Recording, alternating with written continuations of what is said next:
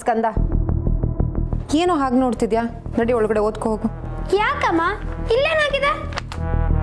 ನೀನ್ ಹಾಳಾಗಿ ಹೋಗ್ತಿದ್ಯಾ ಅಂತ ನಿಮ್ಮಮ್ಮಗ್ ಭಯ ಮಚ್ಚಿ. ಏನ್ ಮಚ್ಚಿ, ನಿನ್ ಮಗ ಇದೆಲ್ಲ ಕಲಿಬಾರ್ದು, ಬರೀ ಓದ್ಕೊಂಡೇ ಇರ್ಬೇಕು ಅಂದ್ರೆ ಇವನು ನಿನ್ ಗಂಡನ್ ತರ ಪುಕ್ಲ ಆಗ್ತಾನೆ. ಲೈಫ್ ಅಲ್ಲಿ ಎದುರಿಸೋದ್ ಕಲಿಬೇಕು. ಅವ್ರಪ್ಪ ಆದ್ರೂ ಮಾಡ್ಲಿಲ್ಲ, ಅಟ್ಲೀಸ್ಟ್ ಇವನಾದ್ರೂ ಮಾಡ್ಲಿ ಬಿಡು. ನೀನೇನಾದ್ರೂ ಅದಕ್ಕೆ ಅವಕಾಶ ಮಾಡ್ಕೊಡ್ಲಿಲ್ಲ ಅಂದ್ರೆ ನಿನ್ ಮಗನು ನಿನ್ ಗಂಡನ್ ತರ ಬರೀ ಬೈಸ್ಕೊಂಡೇ ಇರ್ಬೇಕಾಗುತ್ತೆ.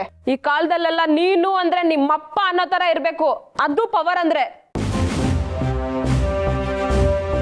ನೀನು ಅಂದ್ರೆ ನಿಮ್ಮಪ್ಪ ಅನ್ನೋ ತರ ಬೆಳಿಬೇಕು. ವಾವ್, ನಾನು ಹಾಗೆ ಆಗ್ತೀನಿ. ಅವಾಗ ನಂಗೆ ಪವರ್ ಬರುತ್ತೆ. ಈ ಅಕ್ಕ ನಂಗೆ ಚೆನ್ನಾಗಿ ಹೇಳ್ಕೊಡ್ತಿದ್ದಾಳೆ. ಹೇಳ್ದೆ ಕೇಳ್ದೆ ಇವಳು ಶಿಷ್ಯ ಆಗ್ಬಿಟ್ರೆ ನಾನೇ ಹೀರೋ. ಸ್ಕಂದ, ಏನು ಗೊಣಗ್ತಾ ಇದ್ಯಾ? ಏನಿಲ್ಲ ಮಚ್ಚಿ, ಚಿಲ್ ಮಾಡು. ಈ ಅಕ್ಕ ಹೇಳೋದನ್ನ ಕೇಳಿಸ್ಕೊ. ಆಯ್ತು ಬಿಡು ಮಗ, ಆರಾಮಾಗಿರೋ, ನಾನೇ ಹೋಗ್ತೀನಿ. ಚಿಲ್ ಮಗ. ಮಗನ ಅಯ್ಯೋ, ಇವಳು ನೋಡಿದ್ರೆ ಮ್ಯಾನೇಜರ್ಗೆ ಬೈದು ಬಂದಿದ್ದಾಳೆ. ಇನ್ನು ಮ್ಯಾನೇಜರ್ ನನ್ನ ಗಂಡಂಗೆ ಏನೇನು ತೊಂದರೆ ಕೊಡ್ತಾರೋ. ಅಯ್ಯೋ ದೇವ್ರೆ ದೇವ್ರೆ. ಆ ಹುಡುಗಿ ಯಾರು? ಸರ್, ಕಾಶಿ ಅವ್ರ ನೆಂಟ್ರಂತೆ ಸರ್. ನನಗೆ ಡೀಟೇಲ್ ಗೊತ್ತಿಲ್ಲ. ನೀವು ಹ್ಞೂ ಅಂದ್ರೆ ಕಾಶಿ ಅವ್ರ ವಂಶವೃಕ್ಷನ ತೆಗಿಸ್ತೀನಿ. ಅದರಲ್ಲಿ ಮೂಲ ಯಾವುದು ಗೊತ್ತಾಗುತ್ತೆ. ನಿನ್ ವಂಶವೃಕ್ಷ ನೀನೇ ಇಟ್ಕೋ. ನನ್ನ ವಂಶವೃಕ್ಷ ಅಲ್ಲ ಸರ್, ಕಾಶಿ ಅವ್ರದ್ದು. ತಲಾಟೆ ಮಾಡಬೇಡ. ಆ ಹುಡುಗಿ ಇಲ್ಲಿಗೆ ಯಾಕೆ ಬಂದ್ಲು ಅನ್ನೋದನ್ನ ಹೇಳ. ಅದನ್ನ ಅವಳೇ ಹೇಳಿದ್ಲಲ್ಲ ಸರ್. ಸರ್, ನಾನಂತೂ ಖಂಡಿತ ಕರ್ಸಿಲ್ಲ ಸರ್. ನಿಮ್ಮ ಮದರ್ ಪ್ರಾಮಿಸ್. ಚಡಬೈತೆ, ನನ್ನ ಮದರ್ ಮೇಲೆ ಯಾಕೆ ಪ್ರಾಮಿಸ್ ಹಾಕ್ಯಾ? ಸರ್, ಲಾಸ್ಟ್ ಟೈಮು ನಮ್ಮ ಮದರ್ ಪ್ರಾಮಿಸ್ ಹಾಕಿದ್ದಕ್ಕೆ ನಿನಗೆ ಅಮ್ಮ ಇಲ್ಲ, ನಾನು ನಂಬಲ್ಲ ಅಂತ ಹೇಳಿದ್ರಿ. ಪುಣ್ಯ, ನಿಮ್ಗೆ ಅಮ್ಮ ಇದ್ದಾರೆ, ಅದಕ್ಕೆ ನಿಮ್ಮ ಮದರ್ ಪ್ರಾಮಿಸ್ ಹಾಕ್ದೆ. ಚಡಬೈತೆ, ಆ ಹುಡುಗಿದ್ ಏನ್ ಸೌಂಡು, ಏನ್ ಅವಾಜು, ನಾನು ಹೆದರ್ಬಿಟ್ಟೆ ಅನ್ಕೊಂಡೇನೆ. ನಾನು ಅನ್ಕೊಳ್ಳಿಲ್ಲ ಸರ್. ಗಾಡ್. ಆದ್ರೆ ಬೇರೆಯವರೆಲ್ಲ ಅನ್ಕೋತಾ ಇದ್ರು. ರೌಡಿನ ಕರ್ಸಿ ಬೆದರಿಕೆ ಆಗ್ತಿದ್ಯಾ ನನಗೆ? ರೌಡಿಗಳು ಬಂದ್ರೆ ನೀವು ಹೆದರಲ್ಲ ಅಂತ ನನಗೆ ಗೊತ್ತು ಸರ್. ಆದ್ರೆ ರೌಡಿ ಹೆಸರು ಹೇಳಿದ್ರೆ ಸಾಕು ನೀವು ಹೆದರ್ಕೋತೀರಾ ಅಂತ ಅವರೆಲ್ಲ ಅನ್ಕೋತಾ ಇದ್ರು ಸರ್. ಸೂಟು ಬುಟ್ಟ ಹಾಕೊಂಡ ತಕ್ಷಣ ನಾನು ಸಾಫ್ಟ್ ಅಂತ ತಿಳ್ಕೊಂಬಿಟ್ಯಾ? ನಾನು ಇಲ್ಲಿಗೆ ಬರೋಕ್ಕಿಂತ ಮುಂಚೆ ಮುಂಬೈಯಲ್ಲಿದ್ದನು. ಬೇಜಾನ್ ಆಟ ಆಡ್ಬಿಟ್ಟು ಬಂದಿರೋನು. ಸರ್, ನಿಮ್ಗೆ ಇನ್ನೊಂದು ಹೆಸರೇನಾದ್ರೂ ಇದೆಯಾ ಸರ್? ಗೊತ್ತಾಗೋಯ್ತಾ? ಮುಂಬೈಯಲ್ಲಿ ನನ್ನ ಲಿಂಗು ದಾದ ಅಂತ ಕರೀತಾ ಇದ್ರು. ಎಲ್ಲ ಬಿಟ್ಬಿಟ್ಟೆ ಇಲ್ಲಿಗೆ ಬಂದಿರೋದು. ಅಂಥದ್ರಲ್ಲಿ ಯಾವುದೋ ಹುಡುಗಿನ ಕರೆಸಿ ನನಗೆ ಹೆದರ್ತೀಯಾ? ನಾನು ಮುಂದೆ ಅವಳು ಜುಟ್ಟು ಜುಟ್ಟು ಕಣ. ಮುಂದೆ ಅಲ್ಲ ಸರ್, ಹಿಂದೆ ಜುಟ್ಟು. ಜಡೆ ಹಾಕು ಅಂದ್ರೆ ಕೀಳೋದೇ ಇಲ್ಲ ಅಂತಾಳೆ. ಬಾಂಬೆ ಹುಡುಗಿ ಅಲ್ವಾ, ಅದಕ್ಕೆ ಜುಟ್ಟುನ ಲೂಸ್ ಆಗಿ ಬಿಟ್ಕೊಂಡು ಲೂಸ್ ತರ ಓಡಾಡ್ತಿರ್ತಾಳೆ. ಇಡೀ ಸ್ಟಾಫಿನ ಮುಂದೆ ನನಗೆ ಅವಮಾನ ಮಾಡಿದಾಳೆ. ಅವಳು ಕುಮ್ಮ ಕೊಟ್ಟು ಕರ್ಸಿರೋ ನಿನ್ನ ಏನ್ ಮಾಡ್ಬೇಕು ನಾನು? ನಿಮ್ಮನೆ ಹುಡುಗ ಅಂತ ಹೊಟ್ಟೆಗೆ ಹಾಕೊಂಡು ಕ್ಷಮಿಸ್ಬಿಡಿ ಸರ್. ನಮ್ಮನೆ ಹುಡುಗನ? You irresponsible international idiot. ಎಲ್ರ ಮುಂದೆ ಅವಮಾನ ಮಾಡಿರೋದಕ್ಕೆ ನಿನ್ಗೆ ಒಂದಿನ ಸಂಬಳ ಕಟ್. 1000 ರೂಪಾಯಿ ಅಷ್ಟೇನಾ ಸರ್? ಒಂದಿನ ಸಂಬಳ ಕಟ್ ಮಾಡಿದ್ದೀನಿ, 1000 ರೂಪಾಯಿ ಅಟ್ಟೆ ಅಂತ ಹೇಳ್ತಾ ಇದ್ಯಾ ರಾಸ್ಕಲ್? ಅಯ್ಯೋ ಸಾರ್, ನಾನು ಹಾಗಲ್ಲ ಸರ್ ಹೇಳಿದ್ದು. ನನಗೆ ಒಂದಿನದ ಸಂಬಳ 1000 ರೂಪಾಯಿ ದೊಡ್ಡದೆ. ಆದ್ರೆ ನಿಮ್ ಮಾನ ಹರಾಜಾಗಿದ್ದಕ್ಕೆ 1000 ರೂಪಾಯಿ ಮುರ್ಕೋತೀನಿ ಅಂತ ಹೇಳಿದ್ರಲ್ಲ, ನಿಮ್ ಮಾನದ ಬೆಲೆ 1000 ರೂಪಾಯಿ ಅಷ್ಟೇನಾ? ಮೊದ್ಲೇ ತಲೆ ಬಿಸಿಲಿದ್ದೀನಿ. ಇನ್ನೊಂದು ನಿಮಿಷ ಇಲ್ಲಿದ್ರೆ ನಾನು BP ರೈಸ್ ಆಗಿ ಬೇಡ ಸರ್, 16 ಇಂಜೆಕ್ಷನ್ ತಗೊಬೇಕಾಗುತ್ತೆ. Sorry sir. ಕಾಶಿ, ಎಂತ ಹುಡುಗಿನ ಕರ್ಕೊಂಡ್ ಬಂದ್ರಿ ನೀವು?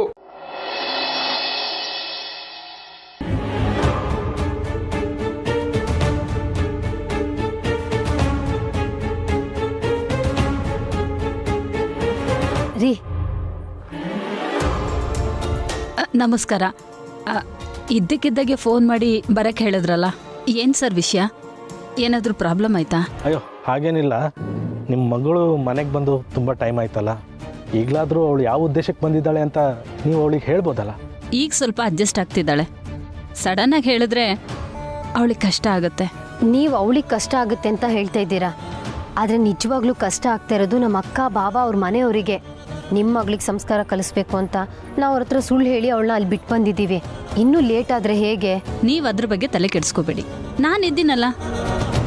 ಅಟ್ಲೀಸ್ಟ್ ಅಗ್ರಿಮೆಂಟ್ ಆದರೂ ಮಾಡ್ಕೋಬೋದಲ್ಲ.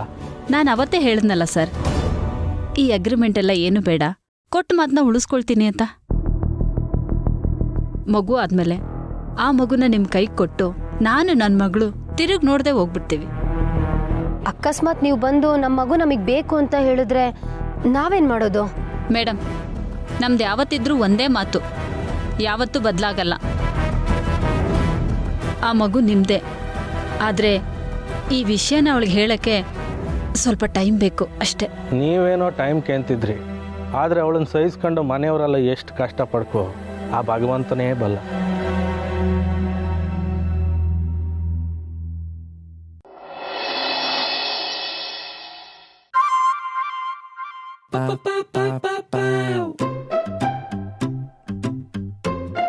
Hello, excuse me.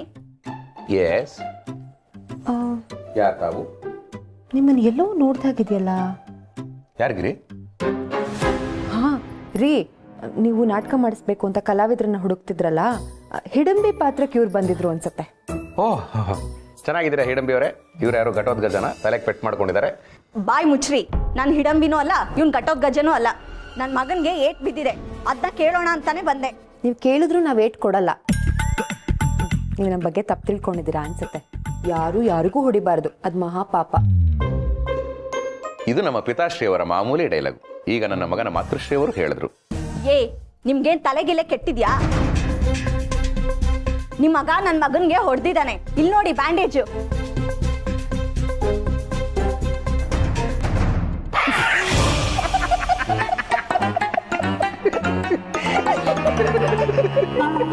ಹಲೋ, ಯಾಕ್ರಿ ನಗ್ತಿದ್ದೀರಾ? ಮತ್ತಿನ್ನೇನು ಮೇಡಮ್, ಬೆಳಗ್ಗೆ ಹೊತ್ತು ಬಾತ್ರೂಮಿಗೆ ಅರ್ಜೆಂಟ್ ಆದರೂ ಅಮ್ಮ ಬಾ ಅಂತ ಕರಿತಾನೆ. ಅವ್ನು ಮುಗಿಸ್ ಬರೋವರೆಗೂ ನಾನು ಅಲ್ಲೇ ನಿಂತ್ಕೊಂಡು ಕಾಯ್ತಾ ಇರಬೇಕು. ಅಷ್ಟು ಪುಕ್ಲ ಅವನು. ನೋಡಿ ಮೇಡಮ್, ನನ್ನ ಮಗ ಮನೆಯಲ್ಲಿ ಹುಲಿ, ಬೀದಿಯಲ್ಲಿ ಇಲಿ, ಮನೆಯಲ್ಲಿ ಪುರುಷ, ಬೀದಿಯಲ್ಲಿ ಉತ್ತರ ಪುರುಷ. ಅವನೆಷ್ಟು ಸಾಧು ಅನ್ನೋದಕ್ಕೆ ಒಂದು ಚಿಕ್ಕ ಎಕ್ಸಾಂಪಲ್ ಕೊಡ್ತೀನಿ. ಮೊನ್ನೆ ಟೊಮ್ಯಾಟೊ ಸಾಸ್ದು ಬಾಟ್ಲು ಕೆಳಗಡೆ ಬಿದ್ದು ಚೆಲ್ಲೋಗ್ಬಿಟ್ಟಿತ್ತು. ಆಗ ಓಡ್ ಬಂದು, ಅಪ್ಪ ಬಾಟ್ಲಿ ಏಟ್ ಮಾಡ್ಕೊಂಡ್ಬಿಟ್ಟಿದೆ, ರಕ್ತ ಎಲ್ಲ ಚೆಲ್ಲೋಗಿದೆ, ಹಾಸ್ಪಿಟಲ್ ಕರ್ಕೊಂಡು ಹೋಗೋಣ ಬಾಪ ಅಂತ ಹೇಳ್ದ. ಅಷ್ಟು ಮುಗ್ಧ ಅವನು. ಅಂಥ ಮುಗ್ಧ ನಿಮ್ಮ ಮಗಂಗೆ ಹೊಡಿತಾನ? ಸಾಧ್ಯನೇ ಇಲ್ಲ. ಅದ್ಯಾಕೆ ಸಾಧ್ಯ ಇಲ್ಲ? ನಾನೇ ಹೊಡೆದಿದ್ದು.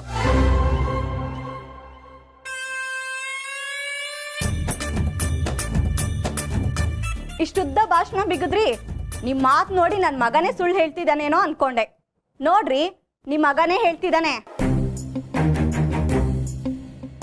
ಏಯ್, ಸುಮ್ನೆ ಸುಳ್ಳು ಹೇಳ್ಬಿಡು, ನಿನಗೇನ್ ಪ್ರಶಸ್ತಿ ಕೊಡಲ್ಲ. ಸುಳ್ಳು ಯಾಕೆ ಹೇಳಿ ಅಪ್ಪ? ನಾನೇ ಹೊಡೆದಿದ್ದು. ಇಲ್ಲಿ ದಂಡ ಹೊಡೆದ್ರೆ ಮಳ್ಳಿನ ಮನೆನೂ ಕಟ್ಟಕ್ಕಾಗಲ್ಲ. ಎದ್ದು ನಿಂತ್ರೆ ಸಾಮ್ರಾಜ್ಯನೇ ಆಳ್ಬಹುದು.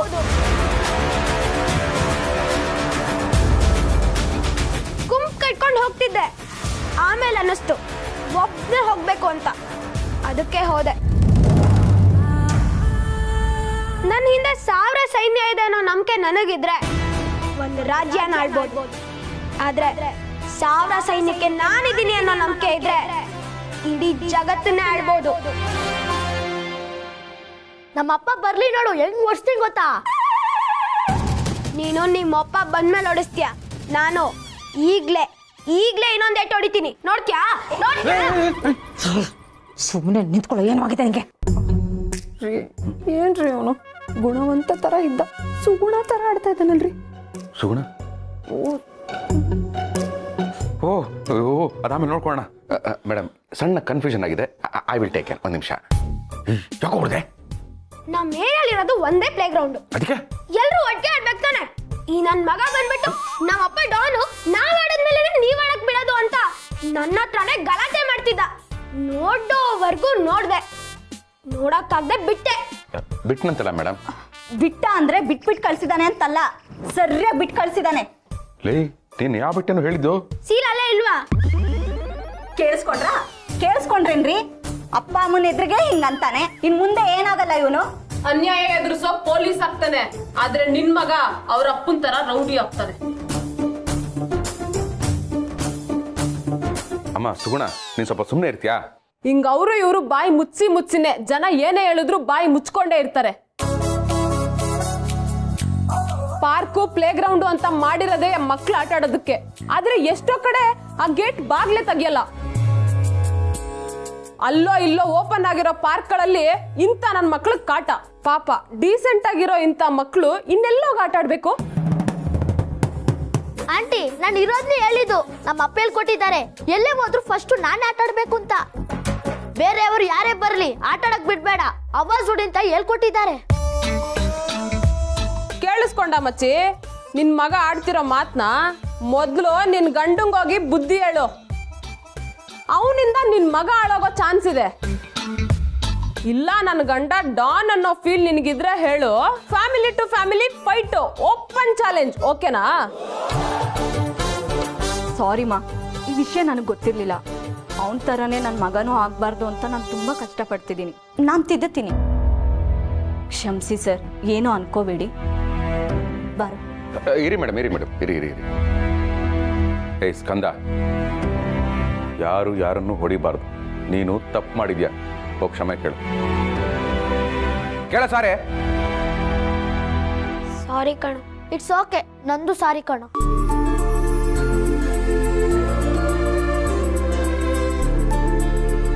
ಹೈ, ಮತ್ತೆ ಕಾಂಪ್ರಮೈಸಾ? ಫೈಟ್ ಮಾಡಕ್ಕಿಲ್ಲ, ಯಾರಿಗೂ ಧೈರ್ಯ ಇಲ್ಲ. ಕ್ಷಮಿಸಿ, ಇನ್ನೊಂದ್ಸರಿ ಹೀಗಾಗ್ದಿರೋ ಹಾಗೆ ನಾನು ನೋಡ್ಕೊಳ್ತೀನಿ.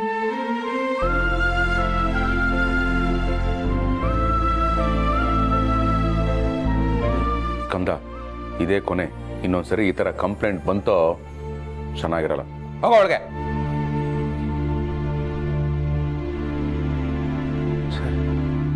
ಗಿರಿ, ಇದ್ಯಾಕೋ ಓವರ್ ಆಯ್ತು. ಮುಂದೆ ನಮಗೆ ಸಮಸ್ಯೆ ಆಗೋ ಥರ ಇದೆ. ಕಾಶಿ ಗೌರಿಗೆ ಬರಕ್ಕೆ ಹೇಳಿ, ಸುಗುಣನ್ ಕಳಿಸೋ ವ್ಯವಸ್ಥೆ ಮಾಡಿ.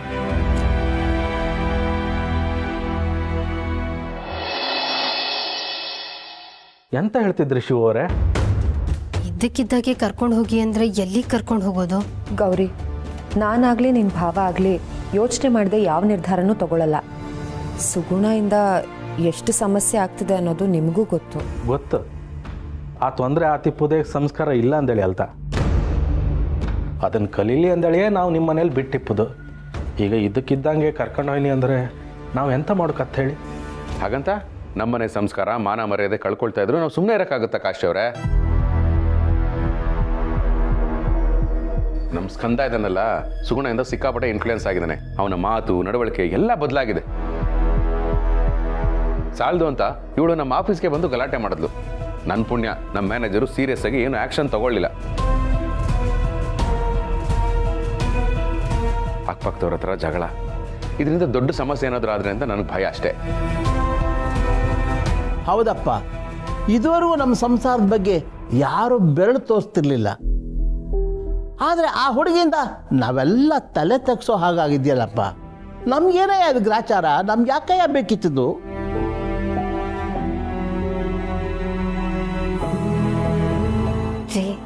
ಇರೋ ವಿಷಯನ ಹೇಳ್ಬಿಡೋಣ. ಬೇಡ ಮರ್ತಿ, ಸುಮ್ಮನೆ. ನಾವಿಷ್ಟೆಲ್ಲ ಹೇಳ್ತಾ ಇದ್ರು ನಿಮ್ಮೆಲ್ಲ ಏನೋ ಗುಸುಗುಸು ಅಂತ ಮಾತಾಡ್ಕೋತಾ ಇದ್ದೀರಲ್ಲ, ನಮಗೂ ಹೇಳಿ, ನಾವು ತಿಳ್ಕೊತೀವಿ. ನಾನು ಹೇಳ್ತೀನಿ ಮೇಡಮ್.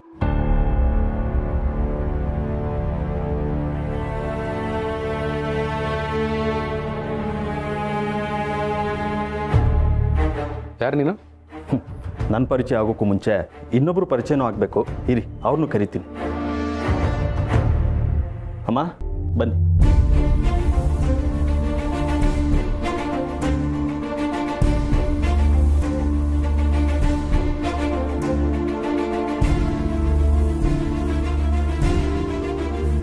ಯಾರ್ರಿ ನೀವು? ಇಲ್ಲಿಗೆ ಅಂತಕ್ಕೆ ಬಂದ್ರಿ? ಎಲ್ಲ ಸತ್ಯ ಗೊತ್ತಾಗಿದೆ ಸರ್.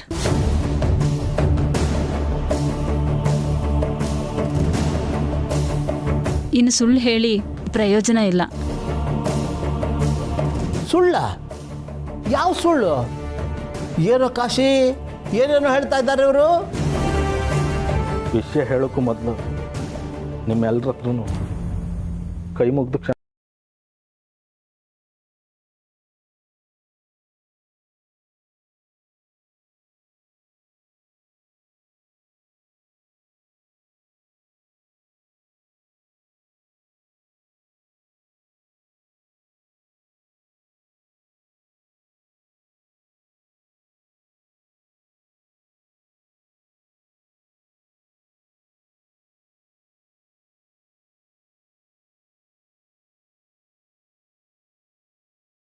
ಮಾಡ್ಕೊಂತಾರೆ ಅಂದೇಳಿ ಕೇಳಿ, ಅದಕ್ಕೆ ಆಯ್ತು ಅಂದೇಳಿ ಒಪ್ಕೊಂಡ್ರು.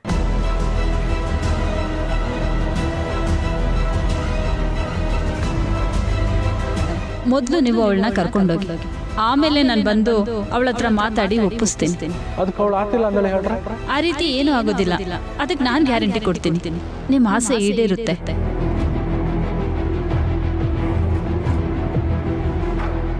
ನನ್ನ ಮಗಳಿಗೆ ಸ್ವಲ್ಪ ದಿನ ನೆಂಟ್ರ ಮನೇಲಿ ಇರು ಅಂತ ಹೇಳಿದ್ದೀನಿ. ನೀವು ನೆಂಟ್ರಾಗಿರಿ, ಆಮೇಲೆ ನಾನು ಬಂದು ಅವಳಿಗೆ ಒಪ್ಪಿಸ್ತೀನಿ.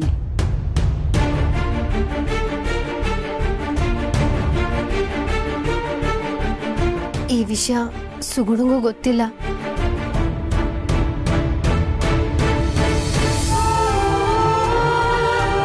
ಅವಳಿಗೆ ನಾವು ರಿಲೇಟಿವ್ ಅಂತ ಸುಳ್ಳು ಹೇಳಿ ಕರ್ಕೊಂಬಂದ್ವಿ. ಮೊದಲೇ ಅವಳ ವರ್ತನೆ ಚೆನ್ನಾಗಿರ್ಲಿಲ್ಲ. ಅವಳ ಹೊಟ್ಟೆಯಲ್ಲಿ ನಮ್ಮ ಮಗು ಬೆಳೆದ್ರೆ ಅದು ಎಲ್ಲಿ ಅವಳ ಥರನೇ ಆಡುತ್ತೆ ಅಂತ ಭಯ ಪಟ್ವಿ. ಅದಕ್ಕೆ ನಿಮ್ಮನೆ ಕರ್ಕೊಂಬಂದ್ವಿ.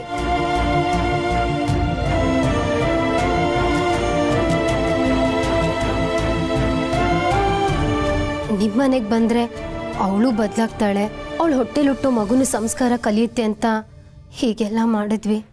ಆದರೆ ಅವಳಿಂದ ನಿಮ್ಮೆಲ್ರಿಗೂ ತೊಂದರೆ ಆಯಿತು. ನಂದು ತಪ್ಪಾಯಿತು. ಎಲ್ಲರೂ ನನ್ನನ್ನು ಕ್ಷಮಿಸಿ. ನಾನು ತಾಯಾಗೋ ಯೋಗ್ಯತೆ ಇಲ್ಲದೆ ಇರೋದಕ್ಕೆ ಹೀಗೆಲ್ಲ ಮಾಡಬೇಕಾಯ್ತು.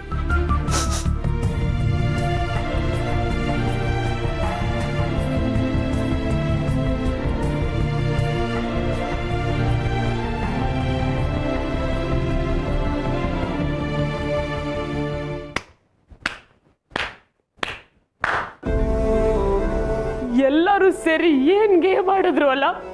ನಾನು ಇವ್ರ ನೆಂಟ್ರಂತೆ, ಇವ್ರ ಮನೇಲಿ ಸ್ವಲ್ಪ ದಿನ ಇರ್ಬೇಕಂತೆ. ಬಾಡ್ಗೆ ಮನೆ ಕೊಡೋ ತರ ಬಾಡ್ಗೆ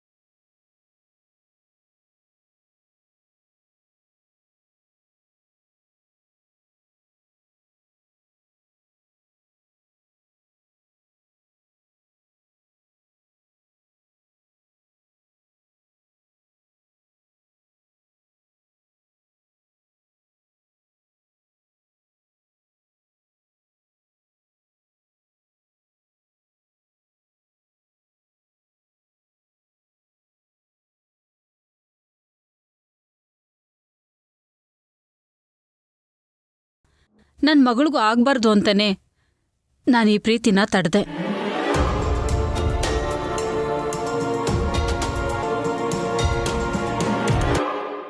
ನಾನೇ ಗಂಡು ಹುಡುಕಿ ಇವಳಿಗೆ ಮದುವೆ ಮಾಡಬೇಕು ಅನ್ನುವಾಗ ಗೊತ್ತಾಯ್ತು ಇವಳ ಜಾತಕದಲ್ಲಿ ಮರಣ ಯೋಗ ಇದೆ ಅಂತ.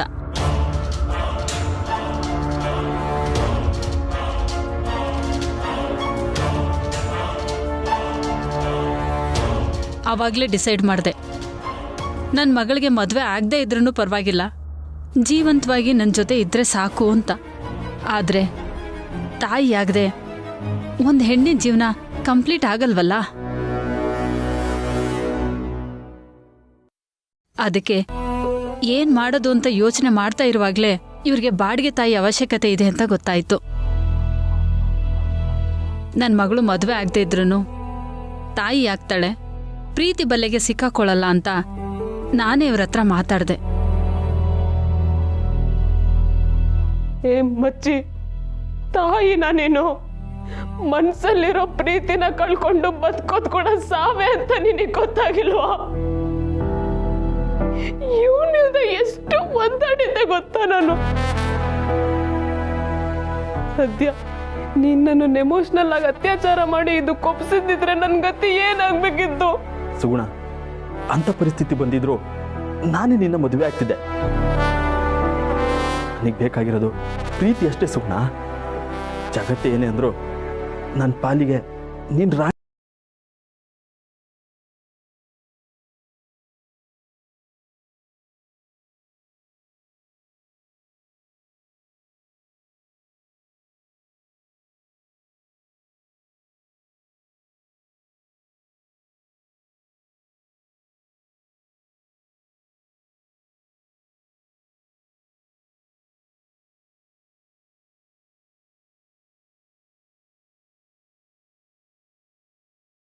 ಗ್ರಹ ಬಲಗಳನ್ನು ತನ್ನ ಕೈಲೆಟ್ಕೊಂಡಿರೋ ಪರಮೇಶ್ವರ ಅವನು ಹಾಕಿಕೊಟ್ಟ ದಾರಿಯಲ್ಲಿ ನಡೆದರೆ ಯಾರಿಗೂ ತೊಂದರೆ ಆಗಲ್ಲ.